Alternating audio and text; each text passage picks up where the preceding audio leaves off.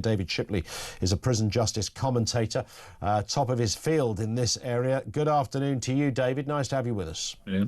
Now, we're told this has worked elsewhere, this castration idea.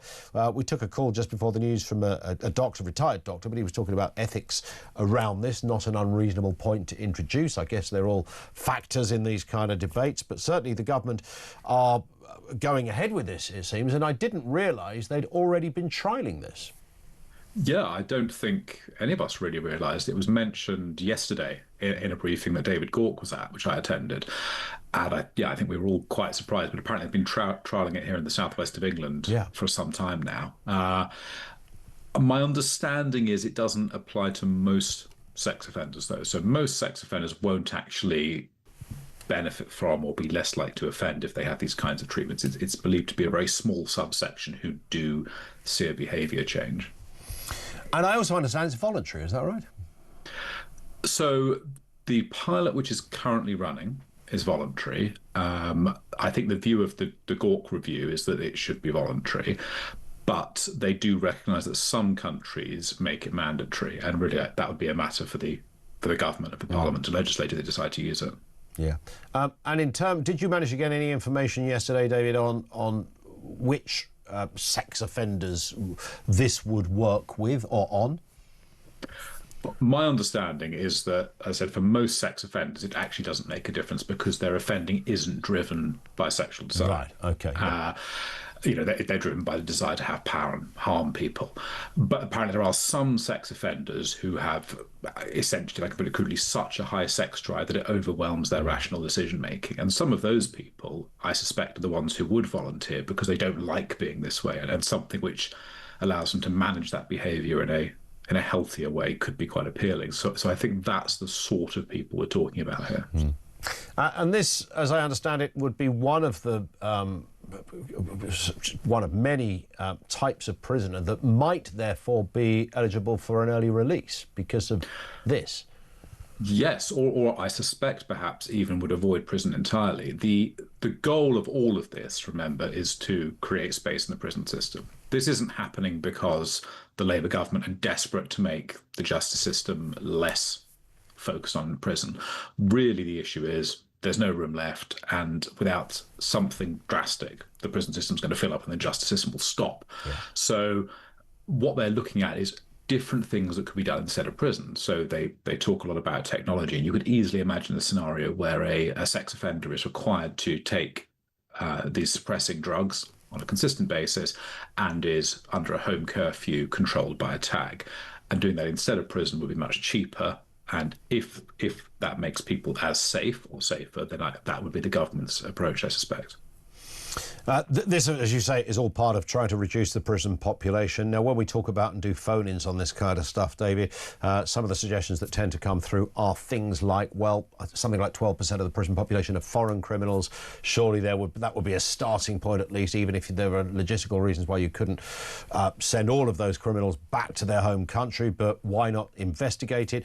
The other one, of course, very topical right now, is that if you're in jail because of a tweet, or you're in jail because of a protest or something, or in jail because you didn't pay your TV licence, they're all areas that immediately we could look at and say, those people don't go to prison. We'll find other ways of punishing them, but not prison. I'm sure, I don't like to give governments too much credit, but, every time I do wave these issues, often off the record to ministers, they will say, like, you don't think we've thought about this stuff? I'm sure it does come across their desk. Why do they not act on what many people see as blindingly obvious? I think it's a great question. Gauke, to his credit, has looked at the issue of foreign national offenders and talks about it in this report. I think the point he and the government make, though, is that about a third of those foreign nationals are awaiting trial. So, the principle of justice says you've got to find someone guilty before you kick them out of the country, which I think is fair enough. The other issue they're quite concerned about is if someone commits quite a serious offence and has a 5 or 10 or 15-year sentence, they're a foreign national. If we immediately deport them, then they might end up not serving that sentence unless we've got an agreement with the country they're being sent to. Now, you could say, well, I don't care, they're out of this country, they can never come back. And I think that's an argument people might make. But the risk, of course, then is if you create categories of foreign nationals who essentially face no punishment for quite serious crimes, that could and would be used by organised crime as a tool. You would get people bringing over hitmen from other countries, and the hitman would know that he's just going to be deported instantly. So that could be a risk. So I think there are bits to manage there. What Gawk's recommending is that anyone who's a foreign national has been sentenced to less than 3 years is deported at the point of a third of the way through their sentence. I mean, I think you could argue deport them straight away. On the issue of how speech offences are treated, I mean, I think I've been very vocal about this online and in print, that I don't think we should jail people for speech offences. I think we need a law around free speech, much more like the US model, where if you only get treated as having incited violence if you are making a direct and specific incitement of violence in a specific situation. That's not what the law is here. One of the weird things, though, about Gawk's sentencing review is it doesn't really look at sentencing. He hasn't really engaged with how we sentence different crimes, where there are very big disparities. The fact that we don't really jail men caught with child sexual abuse imagery, for example. No. Very rarely do they get jailed, but we jail people for speech offences. Very long sentences for drug importation, relatively not such long sentences for knife crime. These are strange disparities in the system, and I think there's a real missed opportunity here, and the sentencing review hasn't looked at any of this, which is a shame. Yeah, and it's the what. I don't jump to the defence of Keir Starmer, but and he unfortunately has copped this moniker of two-tier Keir. But in fairness to Mr. Starmer, I've been doing this job for 20 odd years, and there's always been disparities. There's always been those examples. Why did a fella in Northumberland get jailed for 6 months and somebody in Southampton got jailed for 6 years for the same offence? And we could play that game all day long, couldn't we? But I suppose it's perhaps more prominent and slightly in focus right now because of high-profile cases, and social media tends to highlight that a lot. And with the Lucy Connolly case, 31 months in jail, and we know that some newspapers have done some great work in highlighting people who didn't get as long as that for really serious violent and sexual offences. So even if it's different judges or different circumstances, and yes, it's always been like this, it doesn't stop that being almost irrational, intellectually irrational. Yeah, I completely agree. And I think, as I said, particularly with speech offences in this country, I think our law is wrong. We had another one this week where Gary Lineker is facing criminal investigation for some very unpleasant images he's posted, which have been criticised as being anti-Semitic. And I think it's not good as a country that we use the criminal law to police offensive speech. What Lucy Connolly tweeted was dreadful. Lots of people say and tweet lots of dreadful, upsetting, offensive things all day long, but we shouldn't be sending them to prison for it, particularly when we have no room. It's interesting. We don't send people to prison for libel, do we? I mean, libel can be absolutely devastating to somebody's life. They could be libelled to the point that they lose absolutely everything until a court decides they were libelled. They're still, they could still be out of pocket, but nobody goes to jail for that because that's seen as very much a civil matter, generally speaking, and prison isn't the right way to deal with it.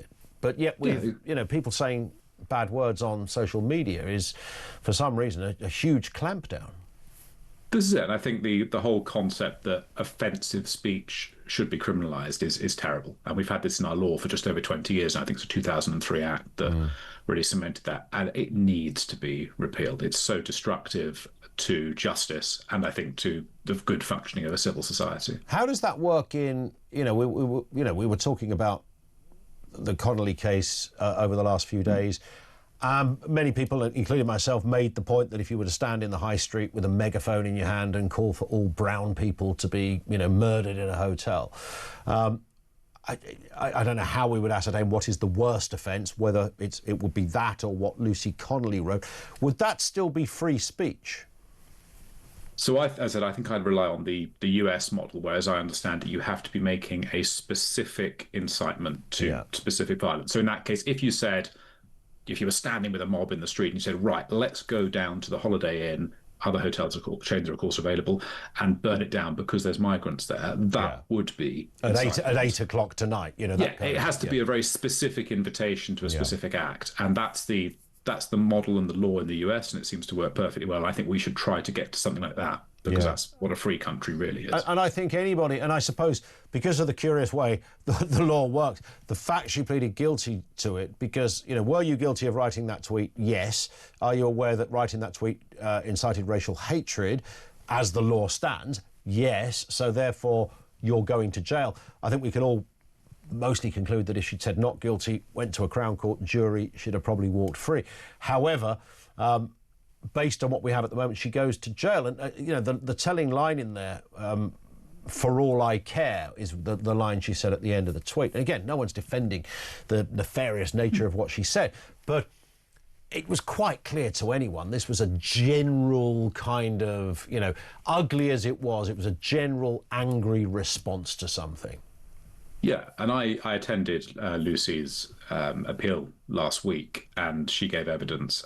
And she was very clear, I thought, that, you know, this was something she tweeted in a fit of anger and pain just a few hours after the Southport attack. And I think it's important to remember no actual rioting had begun that day at all. The first disorder began the following day. The attacks on migrant hotels didn't begin until the weekend. So the attack at Southport was on the Monday. So, and Lucy deleted her tweet unprompted within a few hours of posting it. So I think to have jailed her for 31 months for that, however appalling the sentiments in that tweet, which we all agree they were, and I think which Lucy herself acknowledged, yeah, 100%. Just putting her in jail for that is so excessive, I think. It is, yeah. I mean, 31 months by any stretch is extraordinary. You know, I actually said the same, and I'm only repeating myself what I've been saying for the last few days. You know, a couple of Just Stop Oil protesters are serving 5 years in jail, and, you know, what they did I didn't think was particularly clever and rather annoying and stupid and moronic and all the rest of it. But I happen to think 5 years is quite a long time in jail. But, you know, we will continue to have those debates about what does and doesn't deserve jail time. Just a final point connected to Southport, of course. Southport survivor has called for a ban on pointed kitchen knives, revealed she's still too traumatised to use one herself following the horrific attack last year. This is Leanne Lucas. She was there when this happened, trying to protect children. No one can even begin to imagine how, you know, her days pan out each morning. It must be horrendous, really difficult to live with, and probably will be forever. I can understand what she's asking for here. Is it practical? Is there any appetite within government that you can see, David, that would look at this, specifically pointed kitchen knives?